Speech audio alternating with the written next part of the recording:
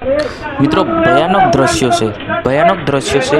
શામળબાઈ ભીલની હત્યા થઈ ગઈ છે, એ પણ ધોળા દિવસે શામળબાઈ ભીલની ગોળીબાર કરીને હત્યા કરી દેવામાં આવી છે। હવે તમે મિત્રો વિચાર કરો કે ભાઈ દિવસે આવો બનાવ બનતો હોય તો આ ભયાનક દ્રશ્ય આપણે કહી શકીએ છીએ।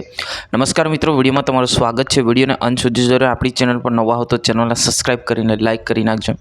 આપણને જે માહિતી મળી છે એ જ માહિતી તમને પ્રોવાઈડ કરી રહ્યો છે। કદાચ અમારા પહેલાં તમને માહિતી મળી ગઈ હશે, પરંતુ વાવ-થરાદ જિલ્લાના લાખણી તાલુકાના કુવાડા ગામે આજે બનાવ બન્યો હોવાના સમાચાર મળી રહ્યા છે। ગઈકાલે ખૂનીનો ખેલ ખેલાયો હતો અને છેવટે જે શામળબાઈ ભીલનું ઘટના સ્થળે મોત થયું હોવાના સમાચાર મળી રહ્યા છે। હવે મિત્રો વિચાર કરો કે ધોળા દિવસે આટલી મોટો ખૂનીનો ખેલ રમાતો હોય તો પછી કેવું મિત્રો વિચાર જેવી બાબત છે। એમ કહેવાય છે કે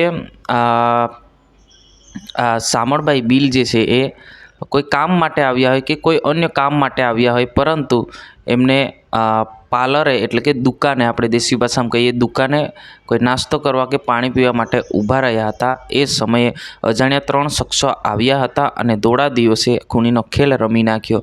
અને આ શામળબાઈ ભીલ જે છે એ રાજસ્થાનના રહેવાસી હોવાના સમાચાર મળી રહ્યા છે।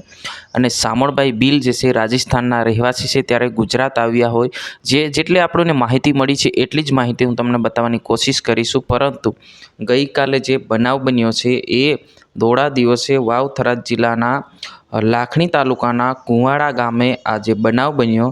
ભયાનક દ્રશ્ય એટલે તમે જોયો હશે, વિડીયો જોયો હશે કે કેવી રીતના શામળબાઈ ભીલની હત્યા કરી દેવામાં આવી છે, કે 3 વ્યક્તિ દ્વારા કેવી રીતના એમની હત્યા કરી છે તમે જોઈ લીધી હશે।